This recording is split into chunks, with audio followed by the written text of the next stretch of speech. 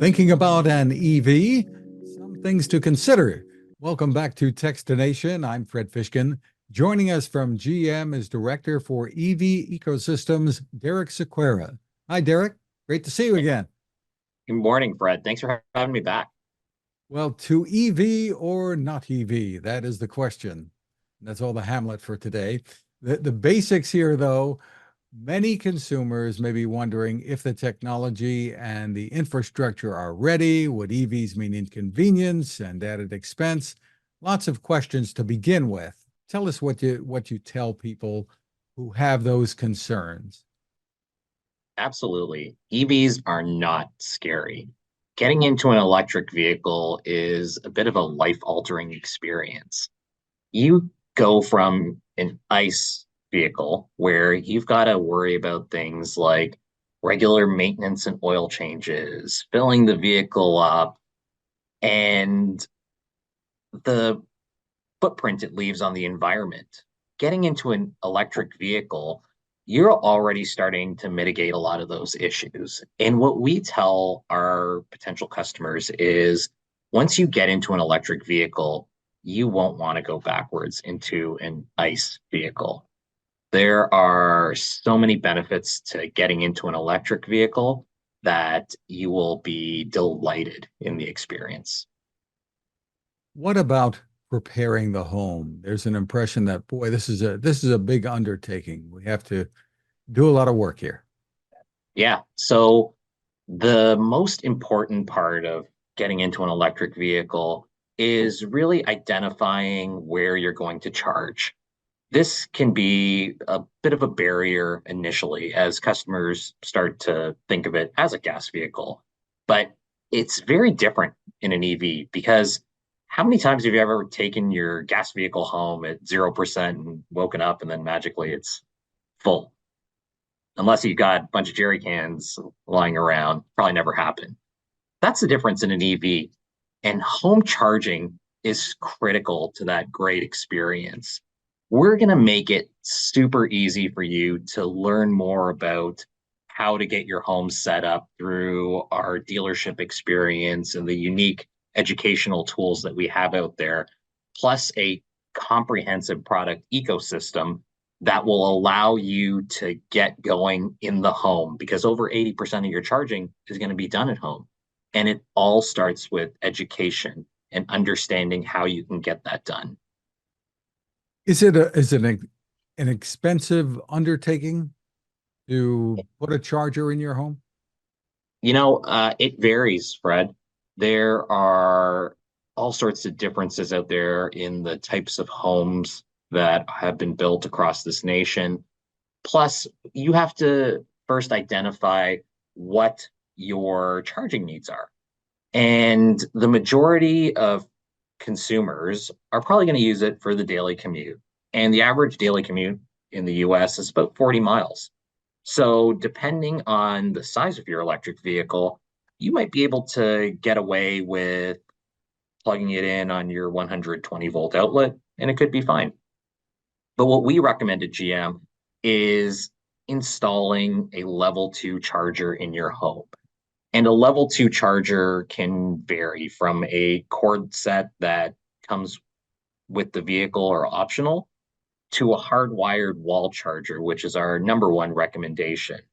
And depending on your home setup, whether you've got your main panel in the garage or in the basement or other complications, the price could definitely vary. But overall, I think it is a tenable cost to help you get going on an electric vehicle. Plus, not only is it going to get you going, but there are also great utility incentives out there, depending on the jurisdiction, that'll help you offset some of those costs as well.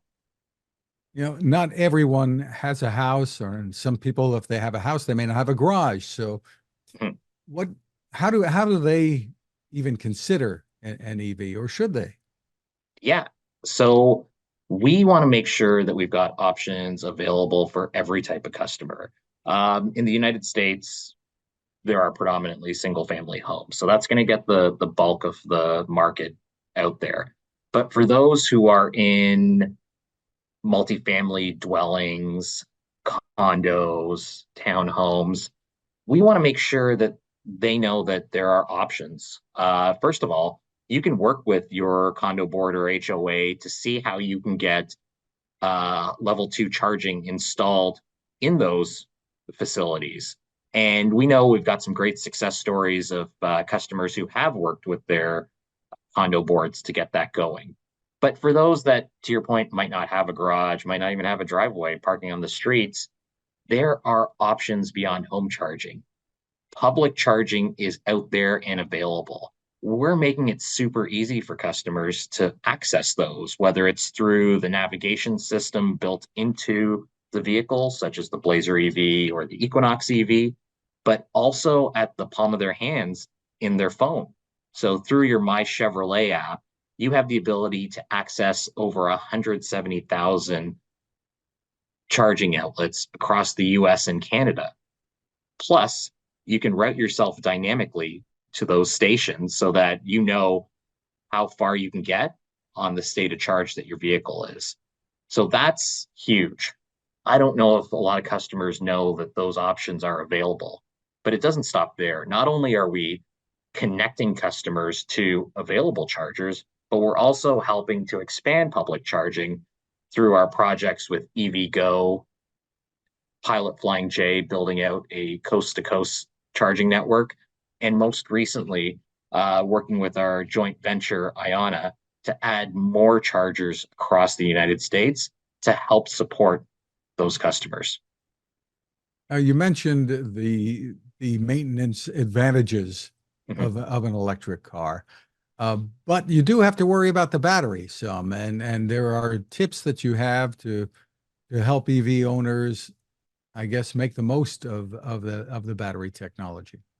Absolutely. Our new Ultium technology in the batteries, we definitely stand behind. We believe that it's going to outlast the vehicle, which is why we have an 8 year, 100,000 mile warranty attached to it. But to your point, there are best practices for charging your EV and making sure that you've got the best battery health. One of the best tips that we give out is for your day-to-day use, you should probably only charge to 80% because, as I said earlier, your typical commute's about 40 miles and you'll never really need to go to 100. But when you're going to go on those longer road trips, you probably want to charge up to 100% to get you going. And then that way, you know, you'll have that 300 or 400 mile range to get you where you need and hopefully get you there on a single charge. If not, use the tools that we just talked about, whether it's in your navigation system or in your My Chevrolet app to connect you to those public chargers. Interesting. What's your assessment of consumer sentiment today when it comes to EVs? I mean, there have been reports indicating that people aren't jumping on board as fast as many had hoped. Yeah, so I think you look overall, electric vehicle sales continue to grow year over year. And, you know, there are reports out there that, hey, maybe it's plateaued. I don't believe that. I think there are still customers out there that are looking to make that transition. And as we continue to improve vehicle technology, getting longer ranges, looking at things like vehicle portfolio, having vehicles in every segment that fit the lifestyles of families who need maybe a bigger EV, maybe they need more range, and then taking away anxieties like charging. I think that's going to continue to allow EV growth to continue. But, you know, there's always a but. There are always those headwinds out there, whether it's economic or just, you know, you're hearing things in the news that we just need to get over when it comes to electric vehicles. But we're going to do that through education by talking to the consumers. Is there a premium to buying one? Are they that much more expensive than an ICE vehicle today? You know, that is a great question that comes up often. And on some models, yes, there may be a premium, but there are also incentives out there that can help lower that gap, which I think aren't well communicated. So Customers might be doing research on sticker prices, but they don't fully understand what other incentives are out there, either through your dealer or available overall here when it comes to lowering that price. So that's why we urge customers to spend time, do their research, go talk to their dealers, and understand what types of incentives are there that can help lower that cost. Terrific. So for more info, where's the best place to go? Absolutely. So we've got a ton of education tools out there. For us here at GM Energy, we're building out that product ecosystem that'll allow customers to make that transition a little more seamlessly. I'd like to point you to our site, gmenergy.gm.com, where you can learn a lot more about EV education, plus our great product ecosystem that'll support that EV transition. Yeah, we didn't even talk too much about the idea of bidirectional charging. Quick explanation of what that is? For sure. So for the longest time, we worried about how am I going to put energy into our vehicle. Bidirectional technology now allows you to pull energy from the vehicle and give the power back to customers so that they can use it when they need. Whether it's a power outage today or in the future, the ability to do things like work with utilities to help support the electrical grid in times of need, we're enabling that. And it starts today with our comprehensive product ecosystem here at GM Energy. It begins with a bidirectional charger, our power shift, and an enablement bundle that allows a customer to take advantage of vehicle to home technology today when they buy a Silverado RST. So it's fantastic to be able to unlock more value from the purchase of that electric vehicle. Exciting. Derek Sequeira, thank you so much for spending time with us. Thanks again, Fred.